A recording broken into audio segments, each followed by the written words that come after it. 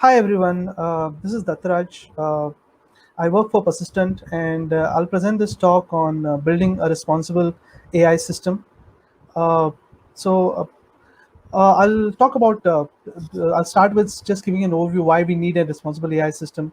What are some of the facets of responsible AI? And these are some things you probably hear in the news a lot recently. And I'll touch upon a few aspects like transparency, reproducibility, etc.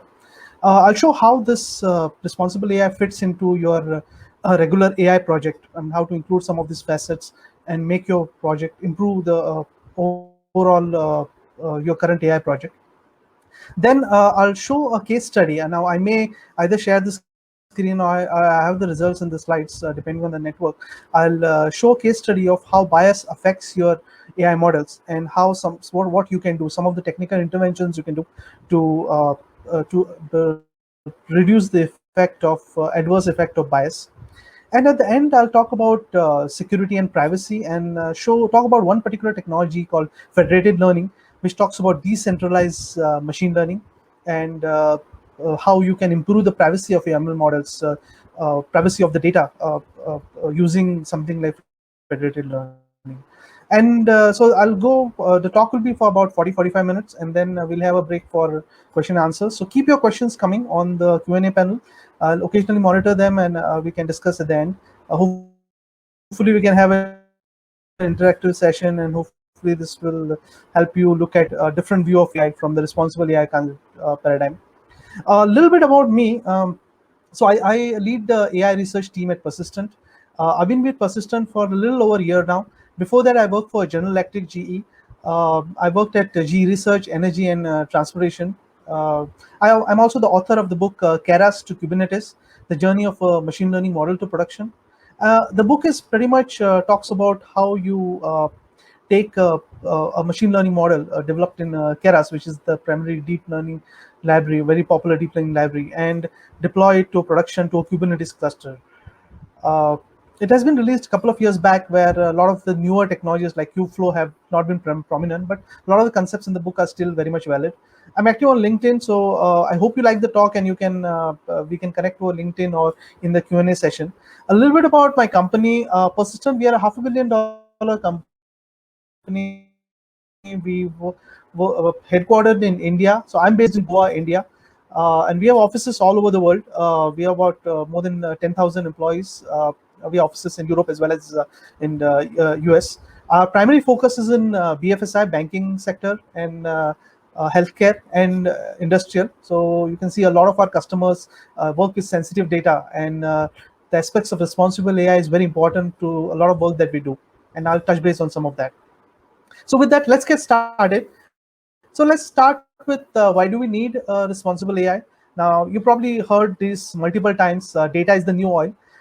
They say the organizations, not the ones with the best technology, but the ones who have the best data, will actually flourish in the coming years. We are in the digital data economy, and AI is the new electricity.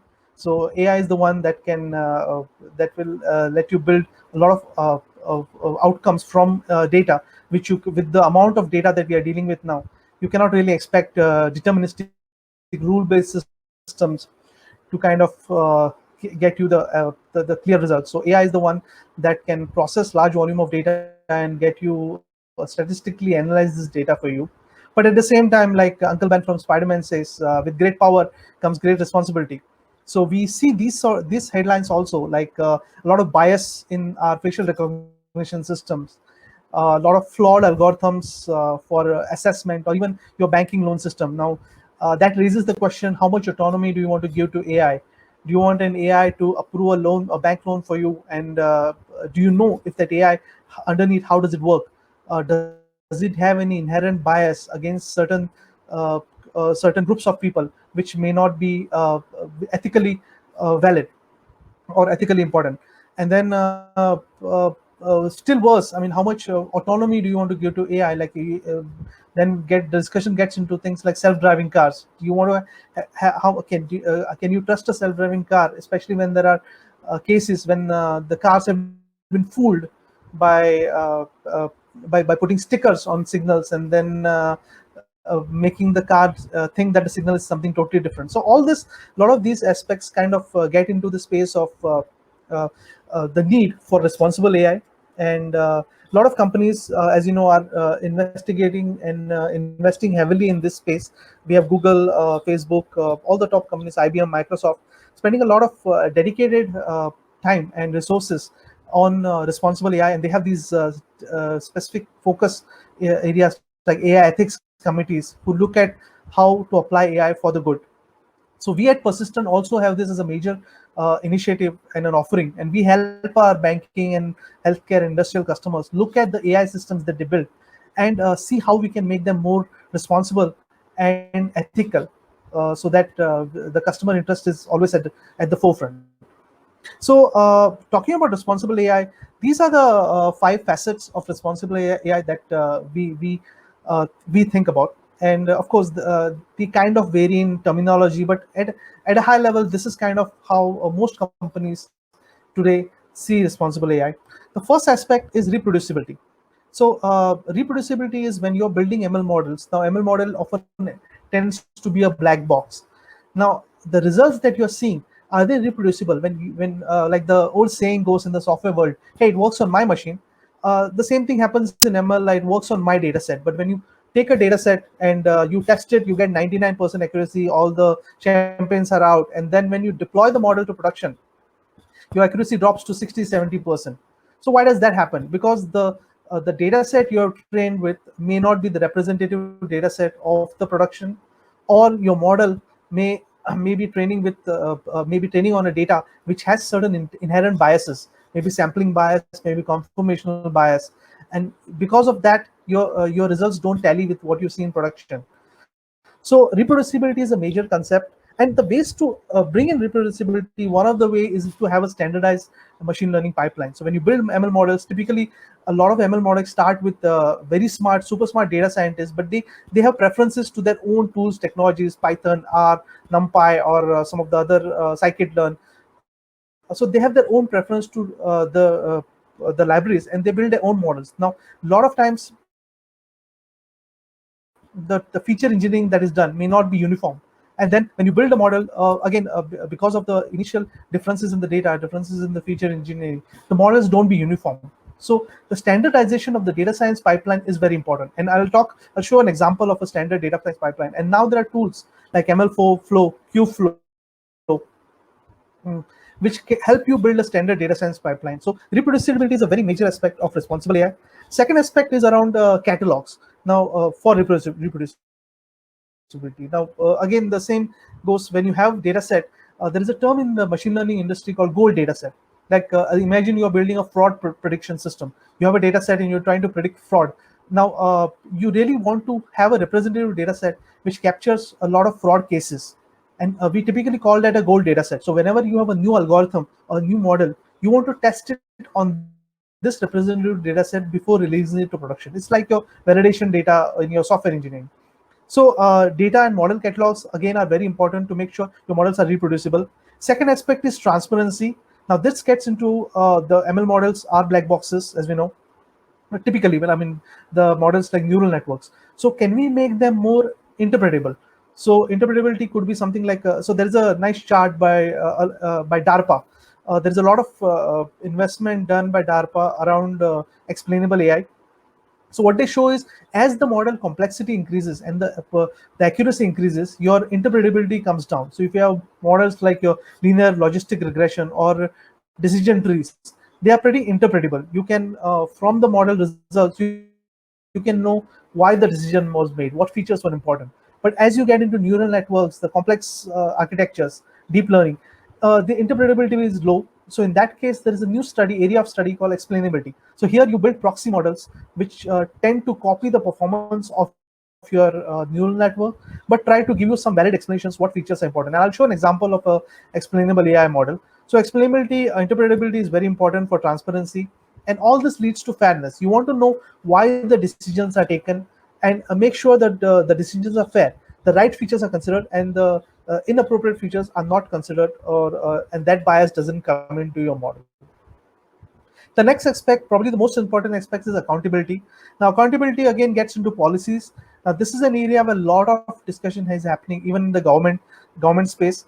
What policies drive your AI outcomes, and this is where human in the loop is kind of very important. Like, at what stage do you bring the human in the loop? I mean, do you want them to drive your entire self-driving car, or do you want them to want it to provide information enough for the driver to be smart enough to start driving the car better? And then there is a lot of focus on metrics and monitors. What do you monitor? Like I gave the example earlier, you deploy a model in production, the accuracy goes down. How do you first of all measure it? What metrics do you employ? And then what metrics do you monitor?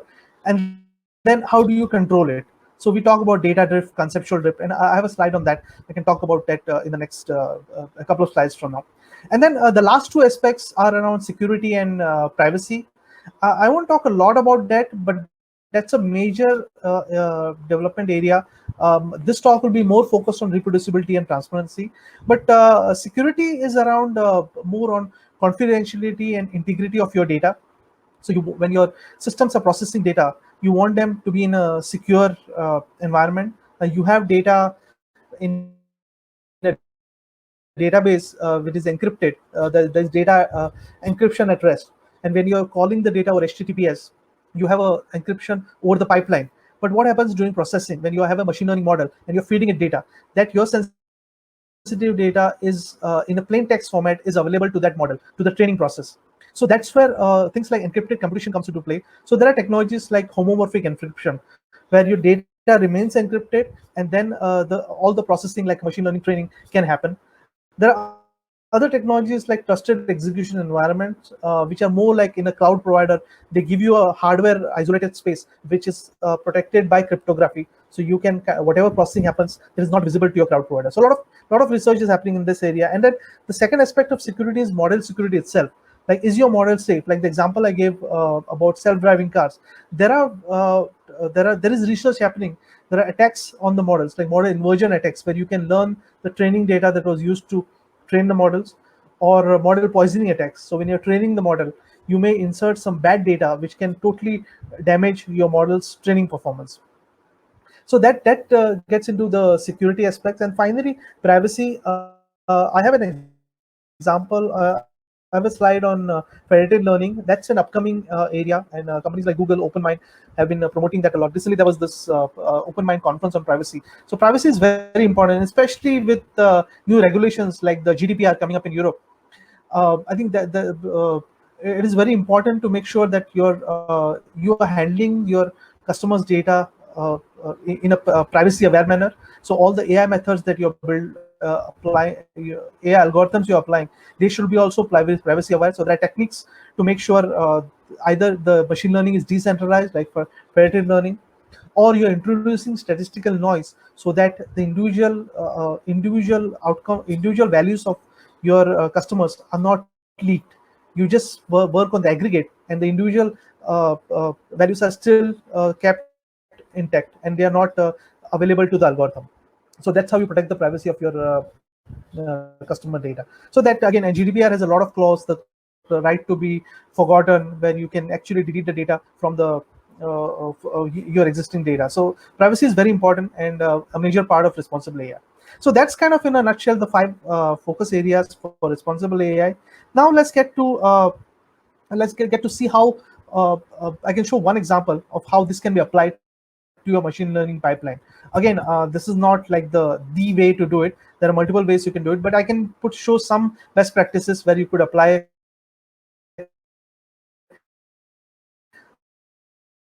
elements of responsible AI to your elements of responsible AI to your. So this would be your typical machine learning job. You have a data management where you collect data, you cleanse the data, do feature development where you do distributed training, and tune the hyperparameters and validate on your validation data set. And then life cycle and versioning.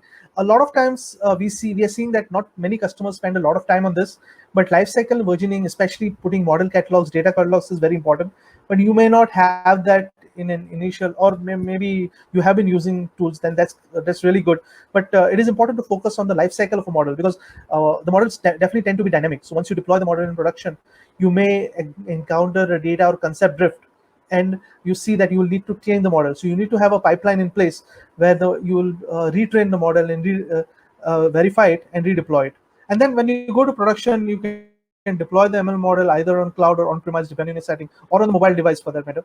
And you have logging in place to extract insights from the model. Now, this is pretty much in line with what we do in software development. So software, we have typically your agile or DevOps cycle, where you build your CI/CD pipeline, and it's a standardized pipeline. We can powered by technology like GitHub, where you can, as you check in your code, all the compilation linking happens, and the model gets deployed, and the code gets deployed. And typically, ML model in those cases just acts like a black box. It's a binary file that you plug into your software, and you deploy into production. But with the growing use of ML in the industry, what we are seeing is a need to have an ML pipeline. So while there is a software development pipeline, DevOps pipeline, we see a very much a need for an ML pipeline. And this is some of the so we see very much a need for an for a machine learning pipeline, and these are some of the elements of a machine learning pipeline. We have data management. Now this gets into data acquisition. Many times you get data from multiple sources, so it may not be you may have to resolve the data. So this gets into master data management. You do data cleansing, feature engineering, generating labels. That's many times an important activity. You don't have enough labeled data set, so especially when you do with supervised learning, you need to have a labeled data set. Many times you may have to synthetically generate data, because the real data may not be available, or may not be possible to generate. And then talking about data catalog, one of the aspects that we often miss out is versioning of data. You just have like a CSV file and use that to train the model. It's always recommended to have a version catalog, and there are tools like DVC which let you build a model data library data catalog, or a library of data. So data lineage versioning is very important, a part of data management. Model development is pretty standardized now. We have very good tools like Spark, and below on this slide you see some of the tools. And again, by no means these are the tools. I mean, these are just examples that I have given. There may be better tools that you may be working on, which fit into this, but it's important to conceptually look at these individual steps like model development. AutoML is pretty big today, because you really don't want your data scientists to try hundreds of models manually. So you have this AutoML technologies. You have tools like H2O.ai, which is an amazing AutoML capability to test various models and tell you how the performance of the models is on your data set. Recently, I've seen PyCaret, which is also a really powerful tool, which is more of a programmable approach, but it is very good at handling categorical numerical data, and it can help you build an ML pipeline and tell you which is the best model performing on your data set. So model development is again the second major issue, major feature. And then model lifecycle, this again gets lesser attention, but is very important. How do you just like your data catalog, what is the catalog for a model, that particular model that you're using, what data set, what version of data was it trained on, what algorithm was it trained on, and what was the performance, what was the test training data performance, test data performance. And we get driven a lot by metrics, but versioning is also equally important. And finally, getting to production, deploying this model on a production cluster. And that's where setting up a production cluster and automating the CI/CD pipeline. So just like we have a CI/CD pipeline for software development, we kind of have tools like MLflow, Kubeflow, which can help you build a CI/CD pipeline for machine learning development. So as you check in your once your data scientist tests your model on the validation data set, the model gets checked in, and it will automatically generate a pipeline, a serving container, which you can deploy and make part of your software code.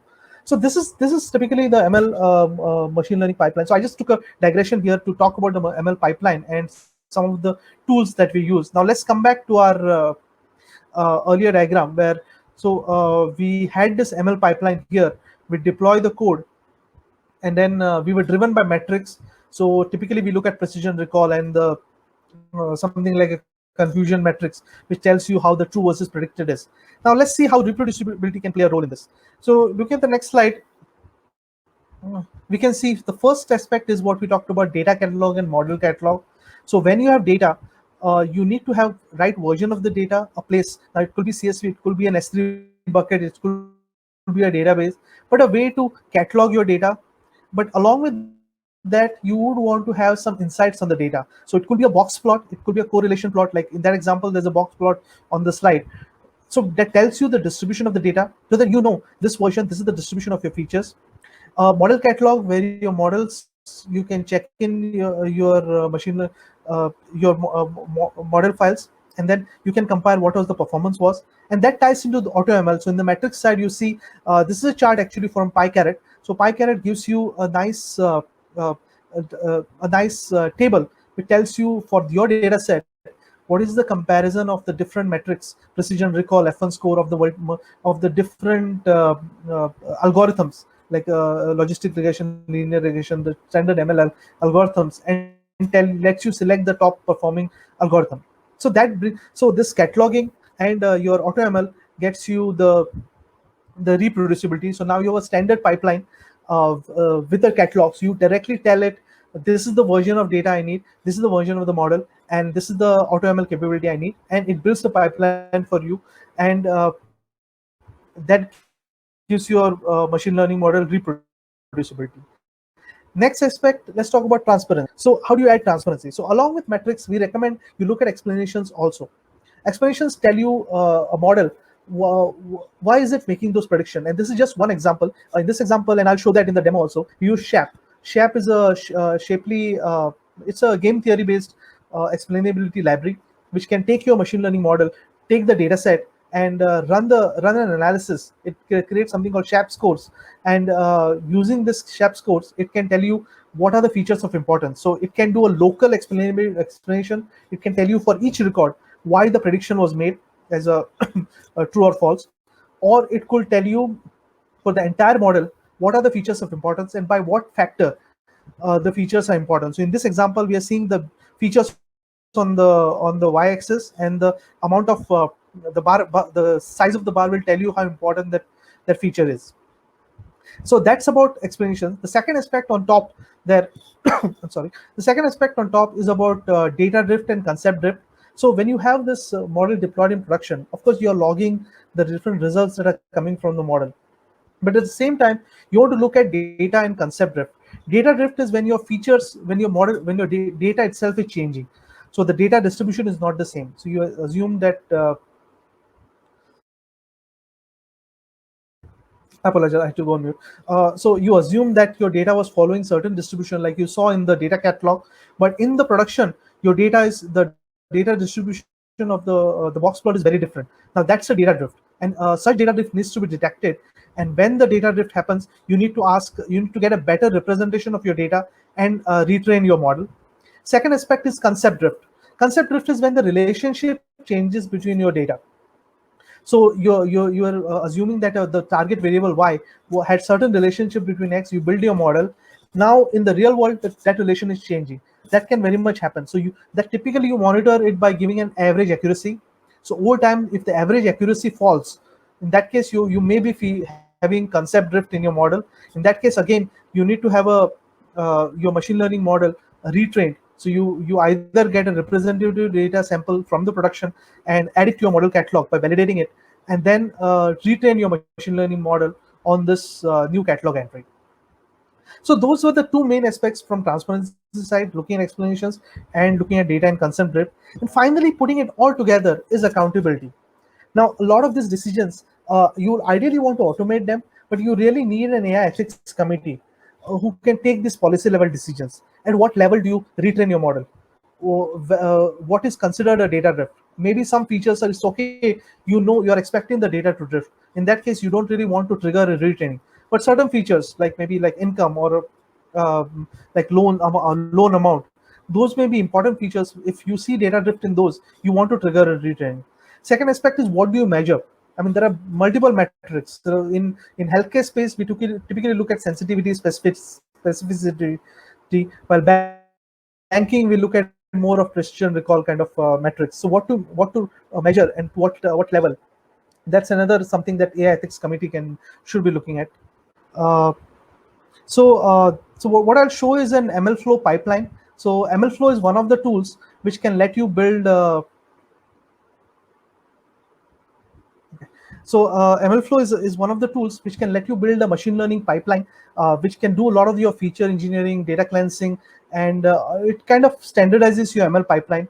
So I won't go into details of ML flow. I mean, I encourage you to look at it, and it's just one of the tools. There are multiple tools which can do something like this, but I'm just it's one of the popular tools.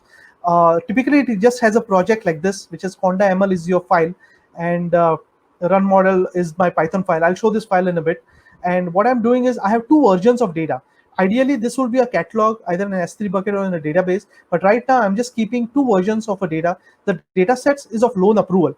So let me switch to the data set. Yeah. So these are the two data files. Basically, it's just loan ID. This data set is picked up from Kaggle. So it's one of the original data set I got from Kaggle. I have the link on the slides, and I did doctor it for the version 2. So version is the one which is directly from Kaggle, and basically it has things like gender, your marital status, dependence, education, loan amount, and a loan status, whether the loan was approved or no. So it's a pretty simple data set. Of course, real world will be much more complicated than this, but then just a simple data set telling the loan amount and if that application was applied or no. And then I have made some changes, which I'll talk about later, to the loan status, which is data set version 2.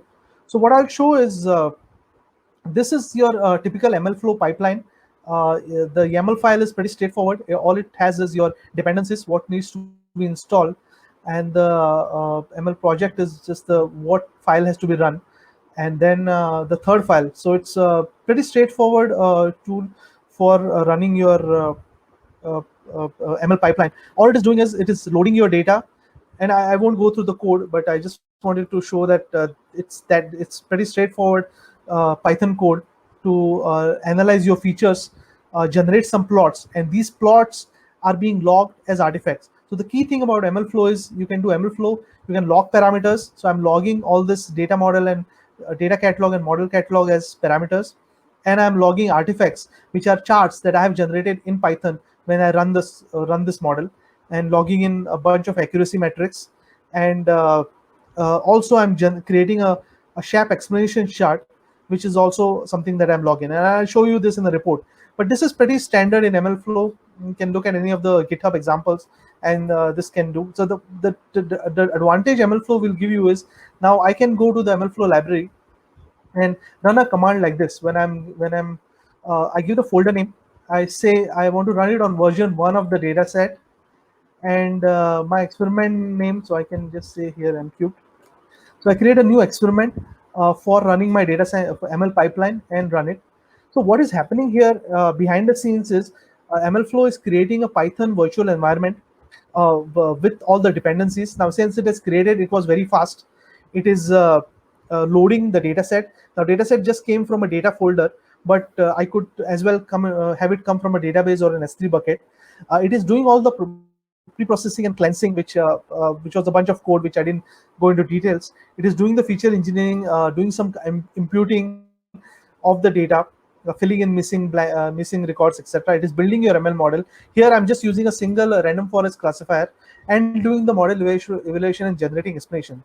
So when I do dataset version 1, I get a pretty good training accuracy of 82% and a testing accuracy of 77.9%. So in ML flow,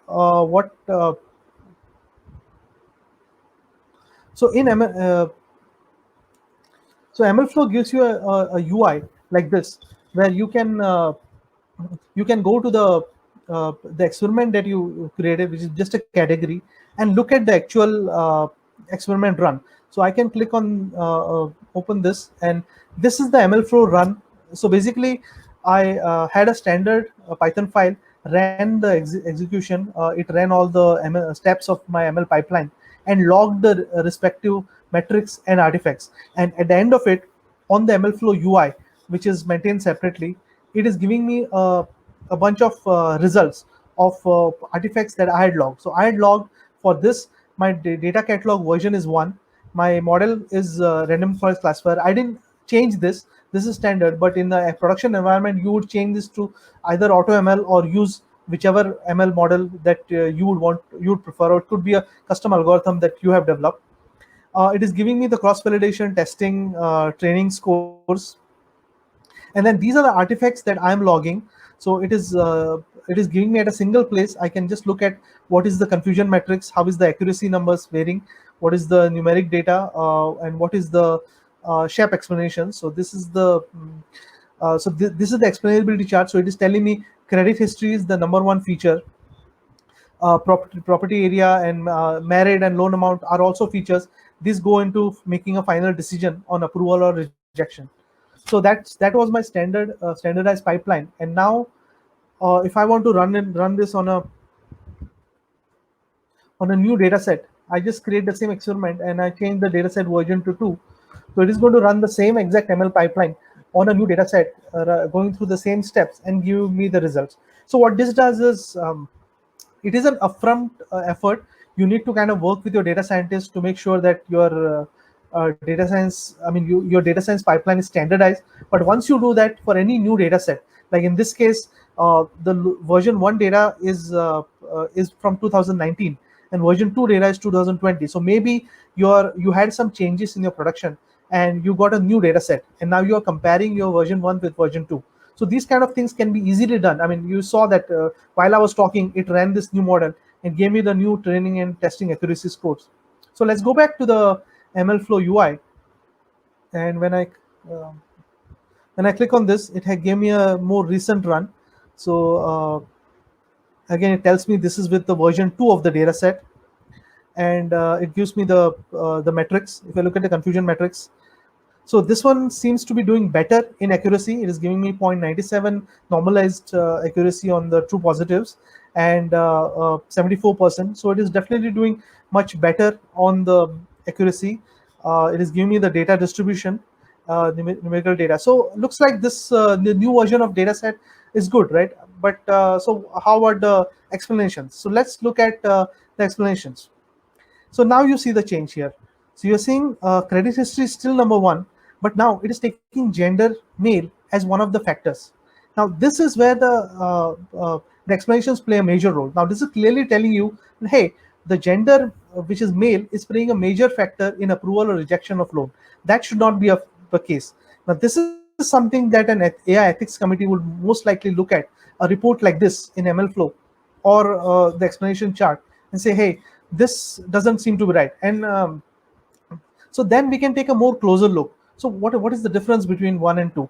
So if you look at 1, and the reason I can point this out is because I'm the one who doctored this data set, but in a real world case, you'll definitely want to kind of spend some time investigating this. So if you look at this case, in the first version 1, we had an almost equal distribution of male and female approval and rejections. But if you look at the new data set, here we are seeing a much different distribution. So you are seeing a much more rejection rate in terms of female gender than the male. So in that case, this data set is biased towards the gender, and that is exactly what our explanations are telling us. So so again, these are kind of discussions is what we need to promote as part of responsible AI. We need to first have a reproducible pipeline that can tell you exactly why certain things are why certain decisions are being made, and then give you put in front of everyone, the AI committee, put these reports which will tell you exactly why certain decisions are made, so that you can take a more responsible approach. That maybe the data is biased, and then there are approaches to reduce the bias in the data. So you can have things like undersampling or oversampling of certain data sets. You can even use generative techniques. You can generate more data which is corresponding to the female gender, and then that could be a way of resisting this bias. So this is just this is of course a doctored example, but just to tell you some of the things that you would want to look at when you deploy models into production. So let me come back to the slides.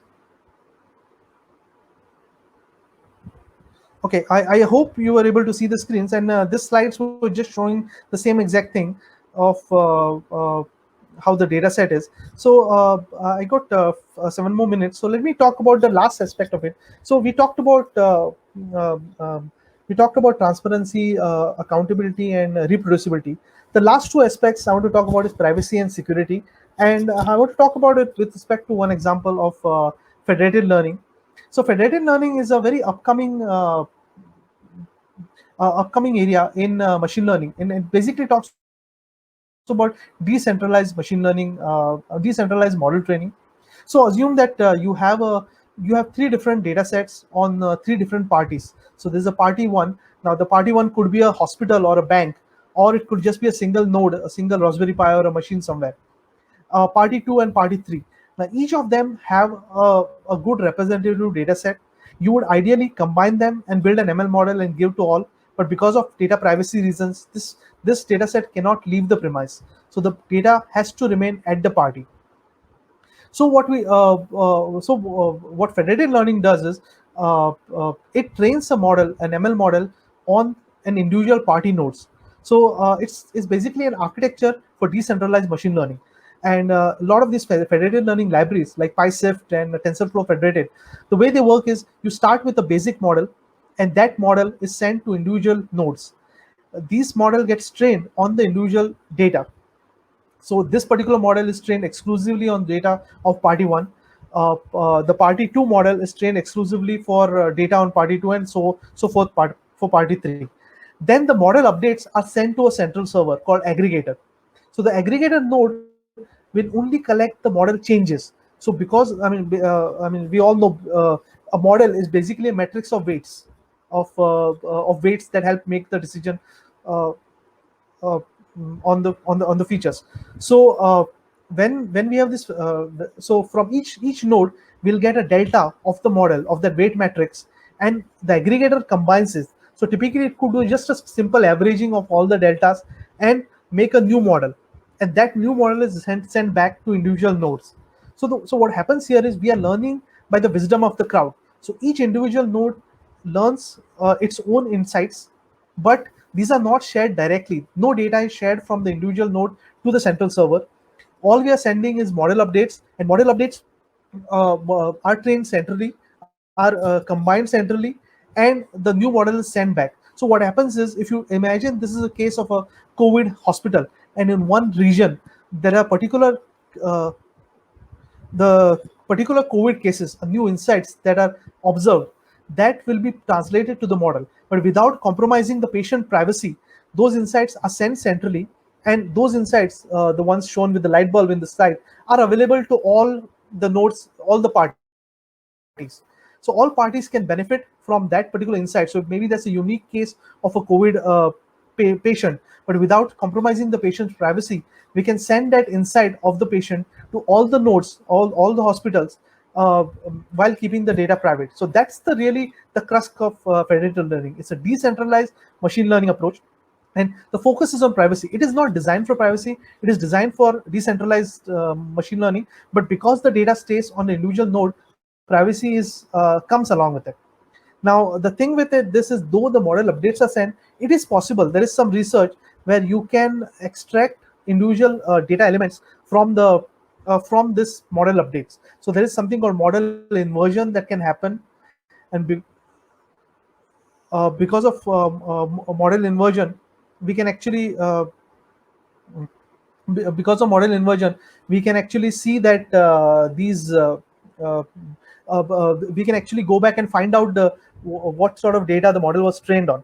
So so to avoid that, there are techniques like differential privacy, which add statistical noise to your data. So imagine this model updates coming to so imagine this model updates coming to your individual to an aggregator. If you add differential private noise to it, in that case, these model updates are again made private, and then it is very difficult to actually get any individual data privacy elements of any individual user. So that's how federated learning works. And then one other aspect is it also includes security of the data, because there is a technique called secure aggregation, which is basically under the umbrella called secure multi-party computation, where multiple parties can share their data. So they can share their model updates without each other knowing them. So if you do a secure aggregation, the party one will not know what came from party two, and even the aggregator will not know what update came from party one. So you can securely share these updates from by the multiple parties, and they can be aggregated securely to form your central machine learning model. So this is an upcoming technology. Google, PySift, IBM have invested a lot in this technology, and we kind of see this as the future of machine learning, keeping data separate, decentralized. Because when we go to our healthcare customers, often the feedback is, "Hey, we have this data set, but it is private. We cannot let you touch it. But you take some MNIST kind of a data set and run a machine learning model." But that doesn't really help you in real world.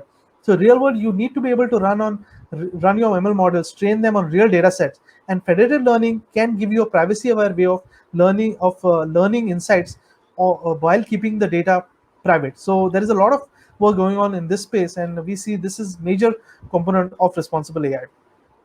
So that was kind of the main elements of this talk.